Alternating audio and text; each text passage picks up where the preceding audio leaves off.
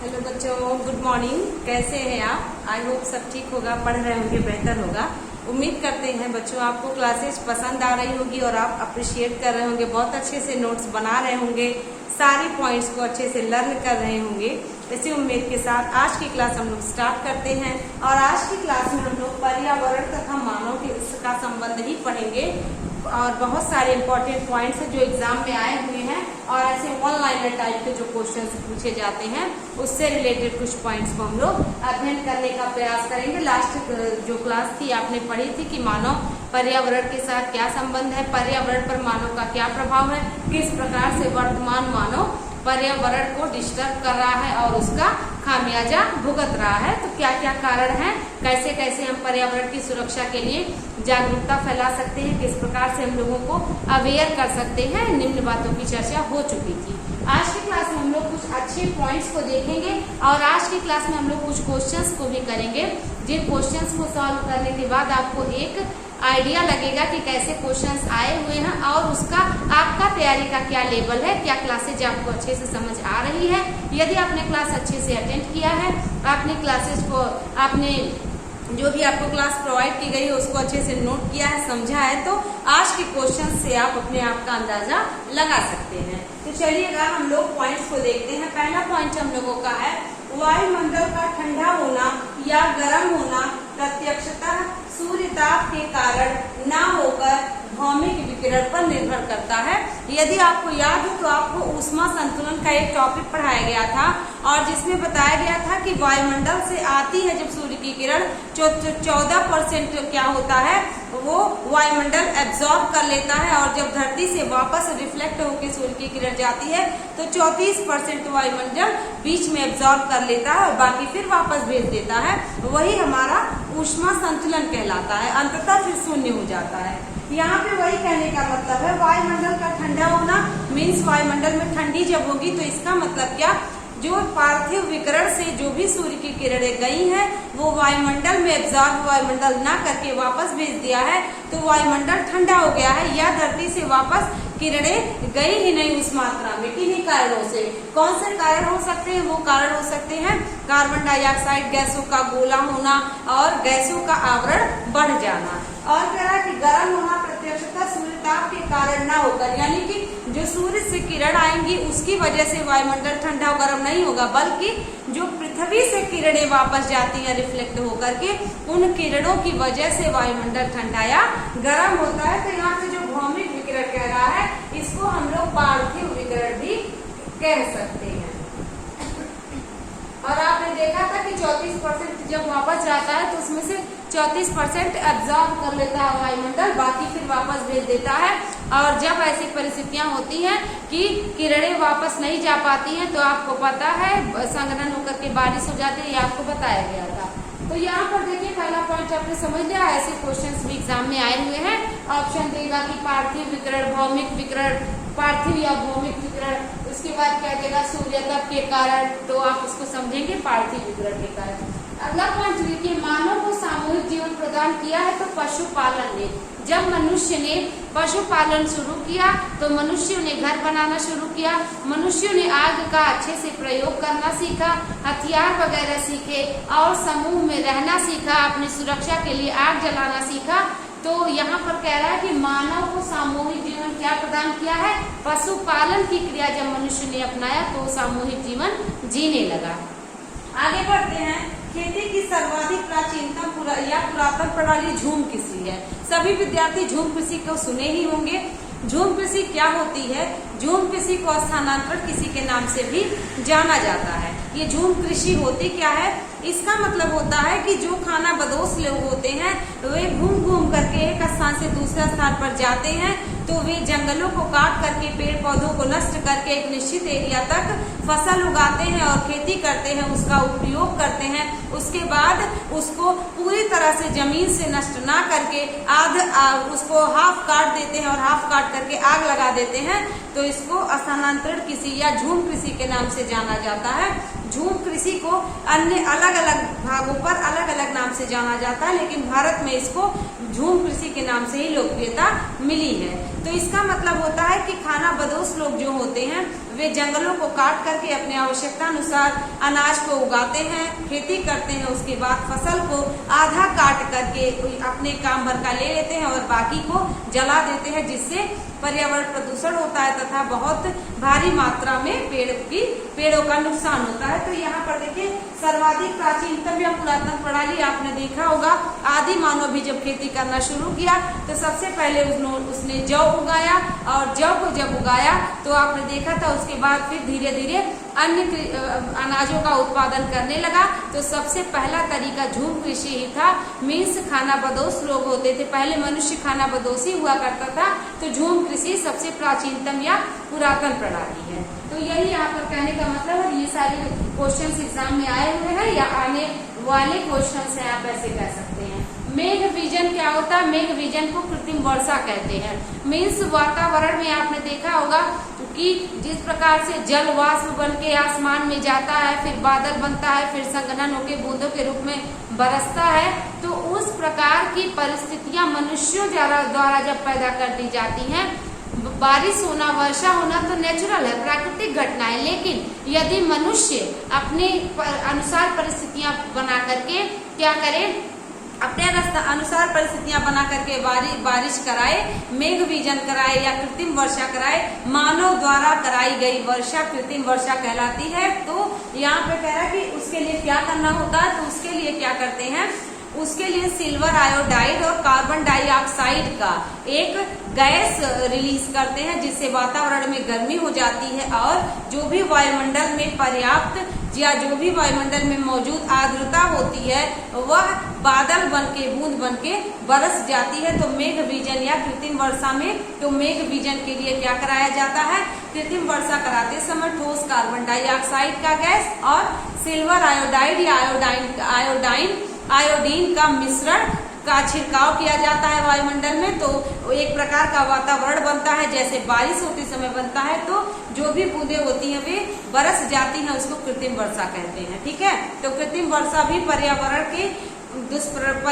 के साथ छेड़छाड़ है और इससे भी पर्यावरण को बहुत ज्यादा नुकसान पहुंचता है, क्योंकि कोई भी चीज जो प्राकृतिक होती है वो ईश्वर ने बनाया है, वो प्रकृति ने बनाया है, उसके लिए अगर कुछ बिगड़ेगा तो कुछ बनेगा, लेकिन जो मनुष्य करता है वह प्रकृति के साथ छेड़छाड़ है, उसके दुष्परिणाम देखने को समय समय पर मिलते हैं। तो यहाँ पर देखिएगा कृत्रिम वर्षा कराई जाती है, ईश्वरीय वर्षा या प्राकृतिक वर्षा ही नहीं होती, मानव भी वर्षा कराता है। कैसे कराता है, तो ये क्वेश्चन बना है, ऑप्शन में दिया गया था ऑक्सीजन नाइट्रोजन का मिश्रण, CO2 का मिश्रण या CO2 प्लस आयोडाइड का मिश्रण, सिल्वर आयोडाइड का मिश्रण, आयोडीन का मिश्रण। तो आप कुछ भी कहें, ठोस कार्बन डाइऑक्साइड एवं आयोडीन के यौगिक का मिश्रण या सिल्वर आयोडाइड का मिश्रण, या कहते हैं CO2 तथा आयोडीन के मिश्रण के द्वारा मेघ विजन या कृत्रिम वर्षा कराई जाती है। तो कुछ भी कहा जाए, कृत्रिम वर्षा के लिए कार्बन डाइऑक्साइड और आयोडीन के मिश्रण या सिल्वर आयोडाइड ही उत्तरदायी होता है। तो आपने इसको नोट कर लिया होगा। आगे बढ़ते हैं, पर्यावरण निश्चयवाद के प्रतिपादक कौन थे? पर्यावरण निश्चयवाद का तात्पर्य क्या है? देखिएगा, निश्चयवाद होता है, नव निश्चयवाद होता है, अनिश्चयवाद होता है, नवनियतिवाद होता है, बहुत सारे बात पढ़े होंगे आपने। तो पर्यावरण निश्चयवाद का मतलब है कि कार्ल रिटर महोदय कहते थे कि प्रकृति ने जो चीजें निर्धारित कर दी हैं वो पर्यावरण में होकर के रहेगा, वह निश्चयवाद है। निश्चयवाद का मतलब प्रकृति ने हर चीज को बनाया है, प्रकृति ही बिगाड़ेगा, समय समय पर प्रकृति फिर से उसको व्यवस्थित करेगा, तो ये निश्चयवाद है। तो निश्चयवाद मतलब प्रकृति ने हर चीज को बना करके, हर चीज को प्रकृति ने फिक्स किया है। तो पर्यावरण निश्चयवाद के प्रतिपादक कार्ल रिटर महोदय थे, ये भूगोलवेत्ता थे। ओके, आगे बढ़िएगा। कह रहा एगमार्क क्या है? एकदम पर्यावरण से रिलेटेड क्वेश्चन आया हुआ एग्जाम में। एगमार्क क्या होता है? जैसे अगर आप सोना खरीदने जाते हैं तो हॉलमार्क पाते हैं, है ना, और आप किसी भी संस्थान वगैरह में जाते हैं तो ISO 9000 2000 ऐसे करके होता है। या आप देखते होंगे कि किसी भी चीज का एक मार्क होता है, ISI मार्क होता है, इको मार्क होता है, बहुत सारा।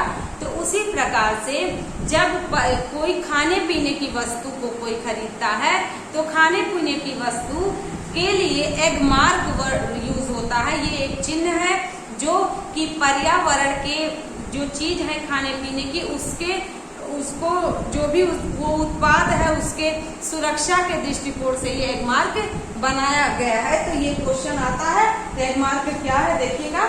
एगमार्क यह एक प्रामाणिक चिन्ह है जो भारत में कृषि या खाद्य उत्पादों या पदार्थों पर लगाया जाता है।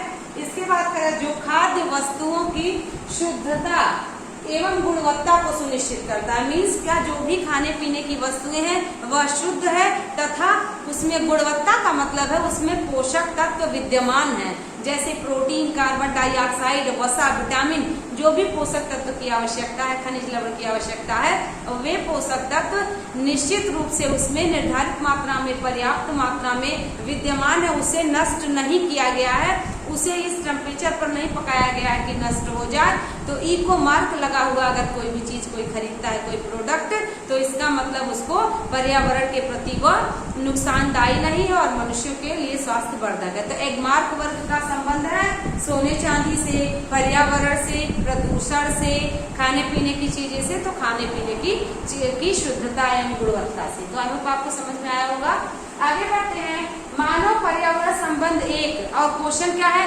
धनात्मक संकल्पना है, ऋणात्मक संकल्पना है, मिश्रित संकल्पना है, कुछ भी नहीं कहा जा सकता। तो मानव पर्यावरण संबंध एक धनात्मक परिकल्पना है या संकल्पना है। धनात्मक परिकल्पना या संकल्पना का मतलब क्या होता है?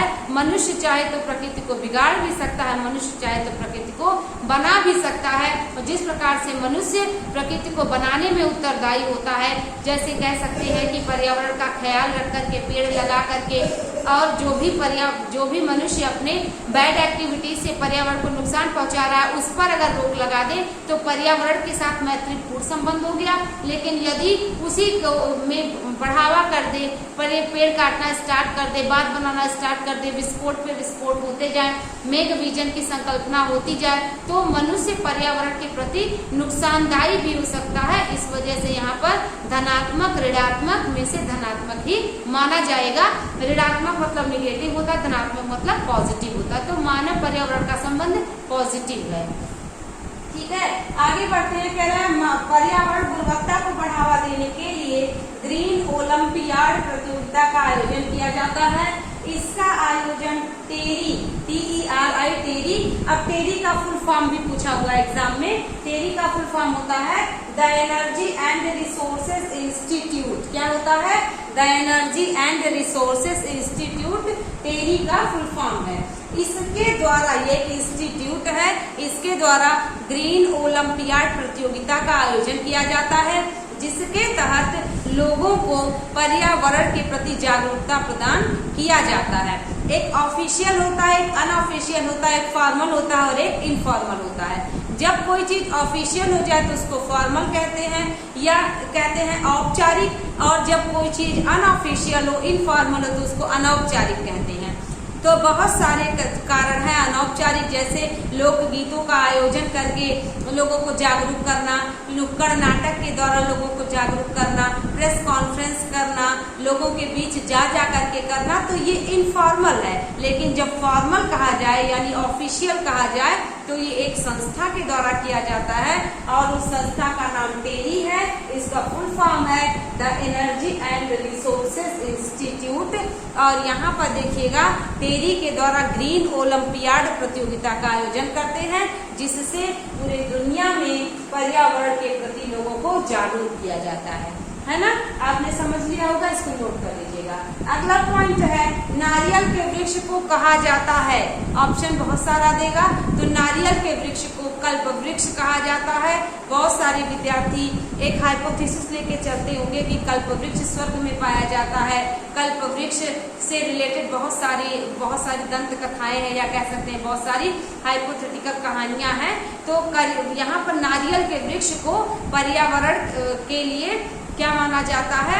पर्यावरण के प्रति मैत्रीपूर्ण माना जाता है, और नारियल के वृक्ष को यहाँ पर कल्प वृक्ष कहा गया है। तो ये क्वेश्चन एग्जाम में आया हुआ है। अगला देखिएगा, बांस एक प्रकार की घास होती है। सबसे बड़ी घास बांस होती है। बांस किस प्रजाति का पौधा है? तो घास प्रजाति का पौधा है, इसको भी ध्यान रखिएगा।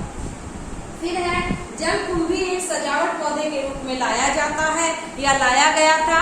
वर्तमान समय में जलकुंभी क्या हो गया है, बंगाल का आतंक हो गया है। आपने देखा होगा जलकुंभी पश्चिम बंगाल में पाया जाता है और पश्चिम बंगाल में ब्रह्मपुत्र नदी में इसका बहुत ज्यादा फैलाव है।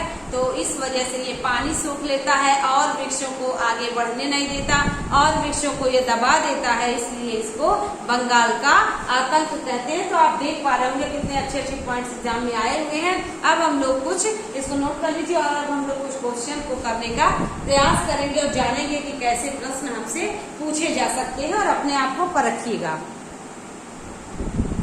चलिए बच्चों, कुछ प्रश्न है जो करने का प्रयास करते हैं और पूरे चैप्टर को रिवाइज करने का प्रयास करते हैं, क्योंकि प्रश्नों के माध्यम से ही पता चलेगा कि हमने कितना सीखा है।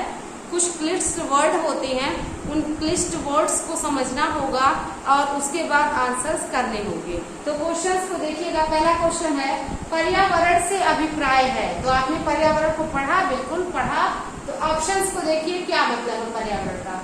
भूमि, जल, वायु, पौधों एवं पशुओं की प्राकृतिक दुनिया जो इनके चारों ओर अस्तित्व में है। तो बिल्कुल सही, लेकिन खाली सिर्फ यही पढ़ के आंसर को नहीं करेक्ट किया जा सकता। क्यों? क्योंकि इसमें सिर्फ एक पहलू बताया गया है।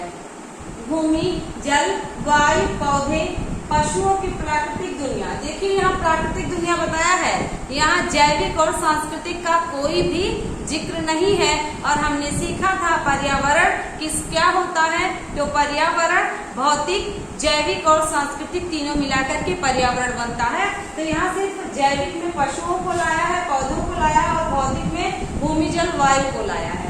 अगला ऑप्शन है उन संपूर्ण दशाओं का योग जो व्यक्ति को एक समय बिंदु पर घेरे हुए होती है। बिल्कुल सही। तो पहला और दूसरा ऑप्शन दोनों सही मिला। तीसरा ऑप्शन देखेंगे तीसरा ऑप्शन है भौतिक, जैविकीय एवं सांस्कृतिक तत्वों की अंतःक्रियात्मक व्यवस्था जो अंतर संबंधित होते हैं। तो तीसरा भी सही है।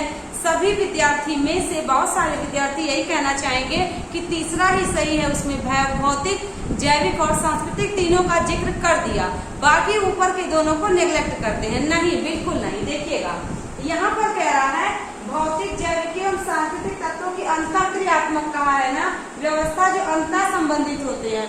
यहाँ पर कहीं भी भूमि, जल और उन संपूर्ण दशाओं का योग नहीं कहा जो हमारे आसपास है, सिर्फ अंतःक्रिया कहा कि जो कि कह सकते हैं कि आपस में जो अंतर संबंध होते हैं। तो सिर्फ अंतर संबंध ही पर्यावरण नहीं होता है।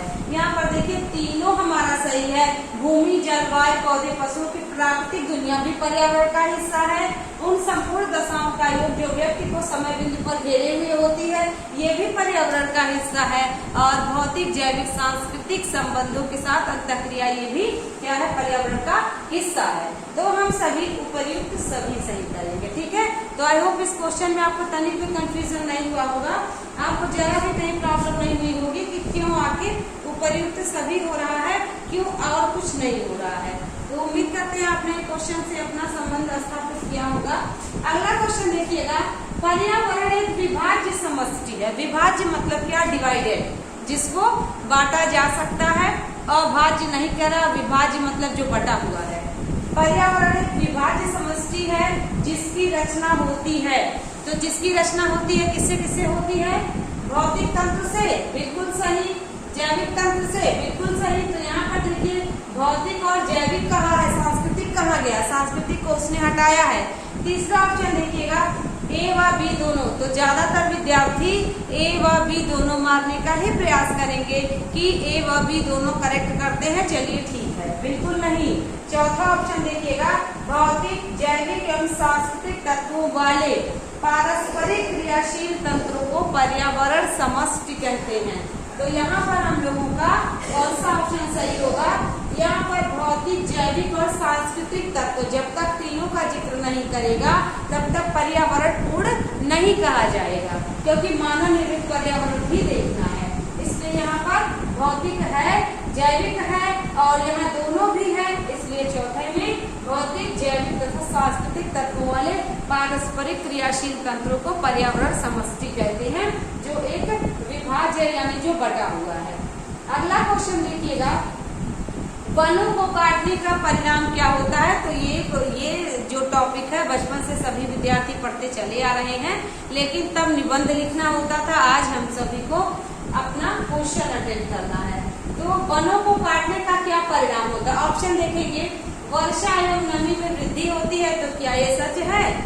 दूसरा ऑप्शन देखिएगा, मिट्टी का क्षरण और अनियंत्रित बाढ़ आता है, उष्णता में कमी होती है, और उपयुक्त में से कोई नहीं। तो कौन सा हमारा करेक्ट है। कह रहा वनों को काटने का क्या दुष्परिणाम है। वनों को काटने से वर्षा होगी, वनों के काटने से वृद्धि होगी, नमी में वृद्धि होगी, बिल्कुल नहीं, ऐसा नहीं है। मिट्टी का क्षरण एवं अनियंत्रित बाढ़, बिल्कुल सही। इसको हम सभी मृदा अपरदन कह सकते हैं।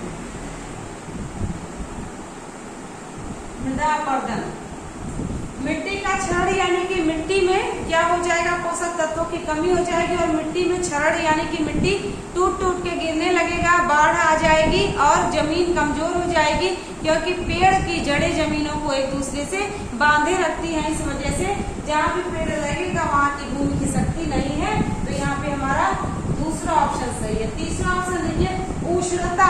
अब यहाँ बहुत से विद्यार्थी उष्णता नहीं समझ पा रहे होंगे, तो गर्मी, ठीक है।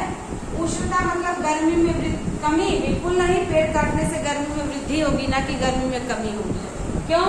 क्योंकि पौधे ही होते हैं जो कार्बन डाइऑक्साइड गैस को सोख लेते हैं और प्रकाश संश्लेषण की क्रिया में भोजन बनाते हैं और ऑक्सीजन गैस को रिलीज करते हैं, जो मानव के लिए जीवनदायिनी गैस होती है। उपयुक्त में से कोई नहीं, तो ये भी हमारा गलत हो जाएगा। हमारा सेकेंड ऑप्शन करेक्ट होगा। देखिएगा यहाँ पर ये कॉमन सेंस का क्वेश्चन था। अगला क्वेश्चन देखिएगा, निम्नलिखित में से भौतिक वातावरण का तत्व नहीं है। भौतिक वातावरण में क्या क्या आते थे, प्राकृतिक वे सभी चीजें जो प्रकृति द्वारा प्रकृति प्रदत्त चीजें जो मनुष्यों को दी गई है, जिसमें मृदा था, खनिज लवण था, पौधे, वहां पर हम लोगों ने देखा था कि भूस्खलन की घटना थी, हिमस्खलन की घटना थी, मृदा थी, शैल थी, नदी, बाढ़, पर्वत, पठार, मैदान, महासागर, मरुस्थल, ये सब चीजें भौतिक पर्यावरण में आती थी। तो यहाँ पर देखिएगा भौतिक पर्यावरण का तत्व नहीं है। तो तत्व नहीं मतलब जो भी जैविक होगा वो नहीं होगा, क्योंकि जैविक जो होते हैं पेड़ पौधे, जीव जंतु और सूक्ष्म जीव जैविक थे। तो यहाँ पर देखिएगा भूमि का रूप ये सही है, यहाँ नहीं है कहा, इसको ध्यान रखिएगा। मिट्टियाँ बिल्कुल सही है, खनिज भी है, बस्तियां नहीं है। तो यहाँ पर देखिए तत्व नहीं है कहेगा ना, तो हम सभी को अब ऐसे आंसर टिक करना होगा। यहाँ पर हम सभी का ये टिक करना होगा, बस्तियां नहीं है, क्योंकि यहाँ पे है नहीं पूछा है। ऐसे क्वेश्चंस को गलत होने की बहुत संभावना होती है। क्यों? क्योंकि विद्यार्थी नहीं को छोड़ देते हैं जल्दी जल्दी में, या कह दिया जाए एग्जाम के प्रेशर की वजह से नहीं याद रहता। तो भूमि बिल्कुल सही है, भौतिक पर्यावरण या वातावरण का हिस्सा है, मिट्टियां भी है, खनिज भी है। बस्तियां को हम मानव बस्तियां भी कह सकते हैं, ऐसे समझिएगा, मानव बस्तियां, ठीक है। मानव बस्तियां जब आप समझेंगे तो नहीं कंफ्यूजन होगा। मनुष्य द्वारा बसाई बस्तियां या मनुष्य जिसमें रहता है। अगला क्वेश्चन देखिएगा, वृक्षों तथा वनों को काटने से किस प्रकार की हानि होती है।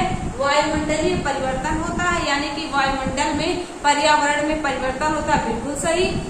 हानियां पूछ रहा है तो वैश्विक तापन, जिसको ग्लोबल वार्मिंग हम लोग कह रहे हैं, क्लाइमेट चेंज, ये सब क्या है। मौसम परिवर्तन क्या है, जलवायु परिवर्तन क्या है, ये सब ही वातावरणीय परिवर्तन का ही तो हिस्सा है। यहाँ पे कह रहा है बिल्कुल ये भी सही है। प्रदूषण का खतरा बिल्कुल सही है। वृक्षों तथा वनों के काटने से प्रदूषण का खतरा बढ़ जाता है। पर्यावरण प्रदूषण होता है, जल प्रदूषण होता है, वायु प्रदूषण होता है, ध्वनि प्रदूषण होता है। क्योंकि आपको बताए थे ग्रीन मफलर एक वर्ड था, ग्रीन मफलर जो था, ये ग्रीन मफलर वर्ड आपको बताया गया था। सड़कों के किनारे जो पेड़ पौधे लगाए जाते हैं वो उससे ध्वनि प्रदूषण कम होता है। तो यहाँ पर ये भी सही है, प्रदूषण का खतरा। भूमि क्षरण यानी कि मृदा अपरदन बिल्कुल सही। पेड़ जो पौधों की जड़ें रहती हैं, पेड़ों की जड़ें रहती हैं, वे मिट्टी को एक दूसरे से कस के जकड़ी रहती हैं, तो ये भी सही है। ओवरऑल हमारा उपयुक्त सभी सही होगा। तो आप देख पा रहे होंगे कि कितना कॉमन सेंस का क्वेश्चन आ रहा है। तथ्यात्मक प्रश्न तो आ ही रहे हैं, लेकिन कुछ ऐसे प्रश्न आ रहे हैं जिसको समझकर उत्तर देना होगा। नेक्स्ट क्वेश्चन है, जीवाणु के वातावरण के जीवित भाग को कहते हैं। जीवाणु के, देखिएगा ध्यान से सुनिएगा, जीवाणु के वातावरण के जीवित भाग को क्या कहते हैं। ऑप्शन है अजैविक कारक, जैविक कारक, आवास और अजैविक कारक। यहाँ पर जैविक पूछा है ना, तो जैविक में ही आंसर मिल गया है। देखिएगा जीवाणु। अब जैविक, अजैविक और सांस्कृतिक पढ़ते थे यदि, तो भौतिक वातावरण जो था, भौतिक पर्यावरण था, उसको अजैविक पर्यावरण भी कहा जाता था।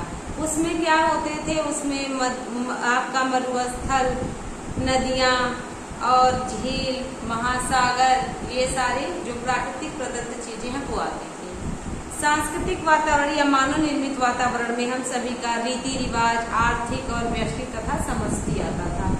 जैविक पर्यावरण में हम सभी सीखते थे पेड़ पौधे, पशु और पादप, जो कि पेड़ पौधे हैं, और सूक्ष्म जीव। यहाँ पर जीवाणु कहा है, तो जीवाणु किसमें आएंगे, जैविक में आएंगे।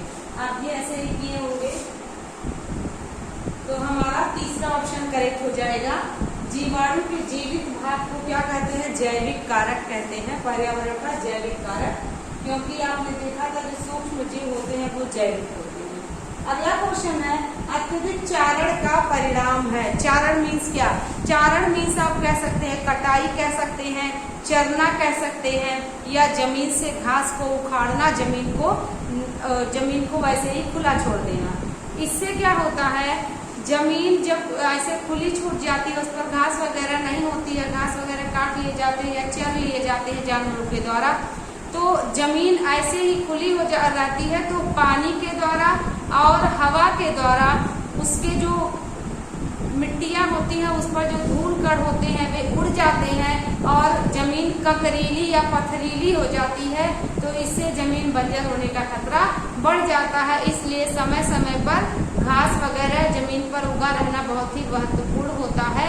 जमीन को एकदम अगर ऐसे खुला छोड़ दिया जाए, इस पर किसी चीज का कोई चीज ना उगे, घास हो या पेड़ पौधा ना हो, कोई भी चीज ना उगे, तो वह हवा के द्वारा और मिट्टी के द्वारा उसका कटान हो जाता है या क्षरण हो जाता है, तो उससे कंकड़ पत्थर इकट्ठा हो जाते हैं और जमीन ककरीली हो जाती है।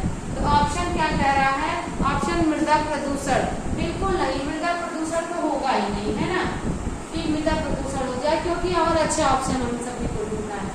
मृदा अपरदन, अपरदन मीन्स क्या होता है, मिट्टी का कटान, मिट्टी का बंजर हो जाना, मिट्टी का वहां से सरक जाना। तो हवा के माध्यम से भी अगर मिट्टी वहां से सरके तो भी मृदा अपरदन हुआ।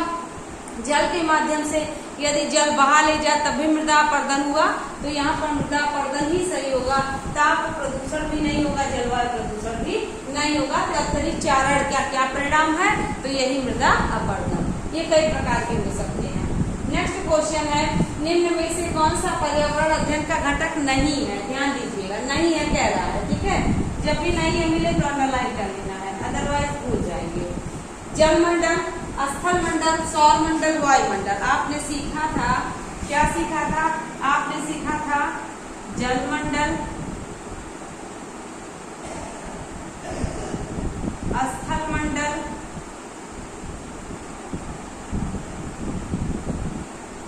वायुमंडल, इन सभी का सम्मिलित रूप क्या होता है, जैवमंडल। जैवमंडल ये हम सभी पढ़ चुके हैं, ठीक है। ऑप्शन में कह रहा है कि कौन सा घटक नहीं है, तो पर्यावरण में जलमंडल को पढ़ा जाता है, स्थल मंडल को पढ़ा जाता है, सौर मंडल को नहीं पढ़ा जाता, ठीक है। तो सौर मंडल नहीं है, स्थल मंडल, जल मंडल, वायुमंडल मिलाकर के जैव मंडल का निर्माण होता है। सौर मंडल नहीं पढ़ते हैं, क्योंकि सौर मंडल में 8 ग्रह हैं और 8 ग्रह में एक ग्रह पृथ्वी है, और पृथ्वी के वातावरण को हम लोग पढ़ते हैं, न कि पूरे सौर मंडल के सभी ग्रहों के वातावरण को। ओके, तो यहाँ पर इसलिए हमारा आंसर सौर मंडल होगा। नेक्स्ट क्वेश्चन देखिएगा, निम्न में से किसे अजैविक पर्यावरण के एक भाग के रूप में नहीं जाना जाता। फिर से देखिए नहीं वाला आंसर मिला, ठीक है। कह रहा है निम्न में से किसे अजैविक पर्यावरण, यानी कि अजैविक पर्यावरण कौन सा नहीं है, तो बाकी तीनों होंगे। तो नहीं है जब कहा है, तो देखिए वायु है, पौधे है, पानी है, मिट्टी है, तो कौन सा नहीं है। यहाँ पे कह रहा है देखिए अजैविक, अजैविक को हम लोग भौतिक भी कहते थे, ठीक है। और जब भौतिक कहते थे तो पौधे हमारा आंसर हो जाएगा, पौधे हमारा जैविक है, ये भौतिक या अजैविक नहीं है, पौधे आपका जैविक है, वायु प्रकृति प्रदत्त है, पानी प्रकृति प्रदत्त है, मिट्टी प्रकृति प्रदत्त है, पौधा भी प्रकृति प्रदत्त है लेकिन उसमें जीवन है। और जो भी जैवीय होते हैं, जैविकीय होते हैं, वे हमारे जैविक में आते हैं। और जिसमें जीवन नहीं पाया जाता है वो हमारे वायु, पानी और मिट्टी होते हैं। तो इस प्रकार से हमारा दूसरा ऑप्शन यानी ऑप्शन बी करेक्ट हो जाता है। अगला क्वेश्चन देखते हैं, पेड़ों की कटाई घटाती है। तो पेड़ों की कटाई क्या घटाती है? ऑप्शन देखिएगा, वर्षा घटाती है, मृदा अपरदन घटाती है, भूस्खलन घटाती है, ये सभी घटाती है। बहुत सारे विद्यार्थी जब एग्जाम में जाते हैं तो उनसे कोई कह देता है महागुरु की उपयुक्त सभी वाले ऑप्शन अगर आएंगे तो उपयुक्त सभी वाले ऑप्शन को मार देना ज्यादातर सही होता है और तुम्हारा सही हो जाएगा। बिल्कुल सही है, ज्यादातर सही होता है, लेकिन इसका ये मतलब नहीं कि हरदम सही हो। कई बार कंफ्यूज करने के लिए उपयुक्त सभी ऑप्शन पूछ लेता है। ठीक है, तो यहाँ पर देखिए वनों की कटाई क्या घटाती है? तो वनों की कटाई वर्षा घटाती है, मृदा अपरदन नहीं घटाती, भूस्खलन नहीं घटाती, ये सभी भी नहीं होगा। देखिएगा वर्षा क्यों घटाती है पेड़ों की कटाई? जब भी पेड़ों की कटाई होती है तो सूखा पड़ने के चांसेस बने रहते हैं, सूखा पड़ने की संभावना होती है, क्योंकि गैसों का जो भी वायुमंडल की गैसें हैं या जो प्राकृतिक वातावरण का जो भी अपना है वो डिस्टर्ब हो जाता है। मृदा अपरदन हमारा आंसर नहीं होगा। मृदा अपरदन क्यों नहीं होगा? क्योंकि पेड़ों को लगाने से मृदा अपरदन घटता है, पेड़ों के काटने से मृदा अपरदन नहीं घटता है। यहाँ अपोजिट कह रहा है। भूस्खलन का भी यही है, पेड़ों को लगाने से भूस्खलन नहीं घटता, भूस्खलन घटता है, पेड़ों को काटने से भूस्खलन में वृद्धि होती है और यहाँ पे घटना पूछा है, इसलिए वर्षा घटती है। यानी कि वर्षा घटेगी तो क्या होगा? सूखे की संभावना होती है, सूखा पड़ता है। ठीक है, यह आप कर पा रहे हैं। अगला क्वेश्चन देखिएगा, वनों के कटाव के प्रमुख परिणाम है। कितने बार यही क्वेश्चन पूछ रहा है, लेकिन तरीका पूछने का अलग अलग परीक्षाओं में आए हुए हैं। वनों के कटाव के प्रमुख परिणाम क्या क्या है? ऑप्शन देखिएगा बच्चों, बहुत ध्यान से पढ़िएगा। ऑप्शन है वन्य प्राणियों के प्राकृतिक आवास का विनाश। तो वनों के कटाव का परिणाम है क्या? ये सही है, बिल्कुल सही। वन्य प्राणियों के प्राकृतिक आवास का विनाश हो जाता है जब वनों की कटाई होती है। चिड़ियों का घोंसला उजड़ जाता है, जानवर जो माद बना करके नीचे रखते हैं वो नष्ट हो जाते हैं। बहुत सारे ऐसे रेंगने वाले, उड़ने वाले जीव जंतु पौधों के सहारे जीवन यापन करते हैं, वे नष्ट हो जाते हैं। तो यहाँ पर देखिए क्या करा, उनका प्राकृतिक आवास का विनाश हो जाता है, बिल्कुल सही। जल चक्रण पर प्रभाव। जल चक्रण का क्या होता है आपने देखा है? क्या देखा है? जब भी पानी बरसता है तो ये वाष्प वन के आसमान में उड़ता है, फिर धूप होता है, फिर जो पानी आता है सूर्य के प्रकाश से फिर से भाप बन के ऊपर जाता है, संघनन होता है, वर्षा होती है। ठीक है, तो जल चक्र इसी को कहते हैं कि जमीन से पानी आसमान में जाए, बूंद बन सूर्य के प्रकाश से बूंद बन करके फिर नीचे आवे, फिर ऊपर जाए, फिर नीचे आवे, यही जल चक्र कहलाता है। यानी वायुमंडल की चीजों का धरती पर आना, स्थलमंडल पर आना और फिर से वायुमंडल में सब चला जाना, यानी कि सूर्य के प्रकाश से उड़ जाना। तो बिल्कुल सही, जल चक्र का प्रभाव है वनों की कटाई की वजह से। मृदा अपरदन, तो मृदा अपरदन भी होता है, यानी कि मिट्टी का क्षरण होता है, मिट्टी का बहाव होता है, भूस्खलन होता है। अब हमारा क्वेश्चन यहाँ सही से पूछा है। ठीक है, ये जो दिया है कथन एवं कारण वाला जो क्वेश्चन आता है, उपयुक्त में से कौन सा कथन सही है? पहला भी सही है, दूसरा भी सही है, तीसरा भी सही है। तो देखिए यहाँ पर ये वाला का आंसर हो जाएगा, ये सब नहीं, क्योंकि इन सब में केवल एक पूछा है और चौथा ऑप्शन है जिसमें पहला, दूसरा तथा तीसरा दे दिया है। ठीक है, वन्य प्राणियों के प्राकृतिक आवास का भी विनाश होता है, जल चक्र पर भी प्रभाव पड़ता है और मृदा अपरदन में भी वृद्धि होती है।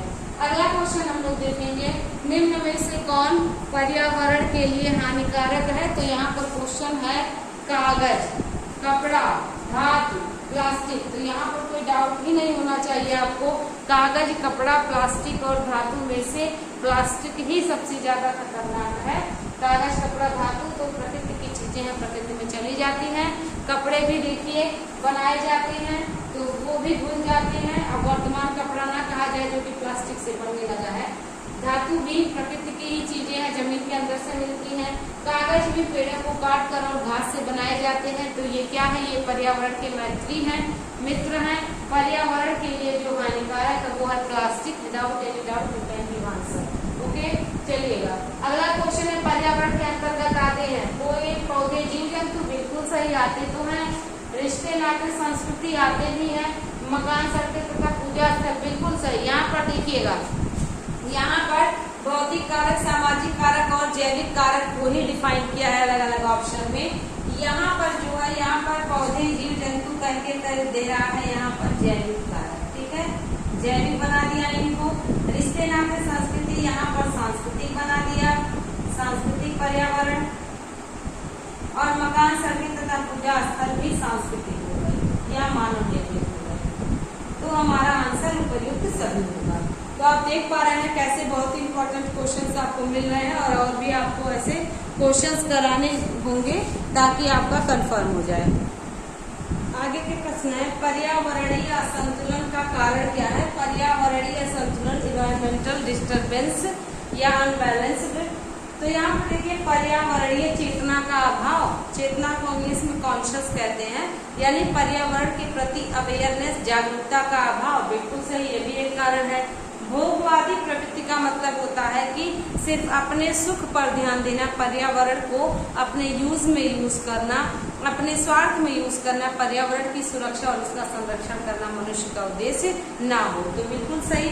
भौतिकवादी सोच का मतलब होता है कि सिर्फ भोग विलास करना, जीना खाना और कहते खाना पीना और एंजॉय करना। तो भौतिकवादी सोच, यहाँ पर ये नहीं सोचना है कि बाद में क्या होगा, प्रकृति का क्षरण होने के बाद क्या होगा। तो ये भौतिकवादी सोच है, यानी जो आंखों से दिखाई दे उसी पर यकीन करना। तो बिल्कुल यहाँ पर देखिए, इन सभी सही होना चाहिए। यहाँ पे क्यों? पर्यावरणीय चेतना का अभाव होगा तभी लोग पर्यावरण के प्रति असंतुलन का व्यवहार करेंगे, पर्यावरण के प्रति जागरूक नहीं रहेंगे। भोगवादी प्रवृत्ति भी, भौतिकवादी सोच भी। तो यहाँ पर ऑल ऑफ दी अबव हो जाएगा, इनमें से सभी। अगला क्वेश्चन देखिएगा, पर्यावरण में किस गैस का अधिक सांद्रण है? तो बहुत से विद्यार्थी सांद्रण नहीं समझ पाएंगे, तो अधिकता समझ लीजिए। अधिकता, ठीक है, अधिकता मतलब किस गैस का ज्यादा अधिक है या किस गैस का घनत्व ज्यादा है। तो कार्बन डाइऑक्साइड का, बिल्कुल सही। हाइड्रोजन बिल्कुल सही, ऑक्सीजन बिल्कुल सही, नाइट्रोजन बिल्कुल सही, ठीक है। तो क्या होना चाहिए? कार्बन डाइऑक्साइड गलत, हाइड्रोजन गलत, ऑक्सीजन गलत, नाइट्रोजन गैस 78% है, अप्रोक्सीमेटली कहते हैं कि 78% नाइट्रोजन गैस का विस्तार है। उसके बाद ऑक्सीजन है, फिर कार्बन डाइऑक्साइड है, हाइड्रोजन है, बहुत सारे गैसेज हैं। सबसे कम कार्बन डाइऑक्साइड है, सबसे अधिक नाइट्रोजन है। अगला क्वेश्चन देखिएगा, प्राकृतिक एवं सामाजिक सांस्कृतिक पर्यावरण के बीच अंतःक्रिया का उदाहरण है, यानी कि इंटर रिलेशन का उदाहरण है। वनों की कटाई, निर्माण कार्य, शिकार और उपर्युक्त सभी। यहाँ पर देखिएगा, हमारा क्वेश्चन कह रहा है प्राकृतिक, सामाजिक और सांस्कृतिक, यानी कि भौतिक, जैविक और सांस्कृतिक पर्यावरण के बीच अंतःक्रिया का, इंटर रिलेशन का उदाहरण क्या है? वनों की कटाई, बिल्कुल वनों की कटाई मनुष्य ही कर रहा है, तो एक वन प्राकृतिक हो गया और सामाजिक सांस्कृतिक मनुष्य हो गया। निर्माण भी मनुष्य कर रहा है, प्राकृतिक चीजों की सहायता से प्रकृति का हनन करके। शिकार भी प्रकृति के शिकारी जीव होते हैं और मनुष्य हनन कर रहा है, तो उपयुक्त सभी सही हो जाएगा। आप भी ऐसे तर्क लगा करके उत्तर दीजिएगा, अन्यथा गलत हो जाएगा। तो वनों की कटाई में वन प्रकृति की देन है, कटाई मनुष्य कर रहा है, निर्माण कार्य मनुष्य कर रहा है, लेकिन प्रकृति को हनन करके, प्रकृति के साथ अभद्र व्यवहार करके, प्रकृति का इस्तेमाल करके। शिकारी जीव प्राकृतिक है, लेकिन शिकार मनुष्य कर रहा है, इसलिए हमारा उपयुक्त सभी हो जाएगा। उम्मीद करते हैं आपको भी ऐसे ही समझ में आ रहा होगा। अगला क्वेश्चन है, हमारे पर्यावरण को बचाने के लिए 3 प्रकार के आर हैं। आर का मतलब होता है, आर से रीयूज, रिसाइकिल, रिड्यूस, है ना।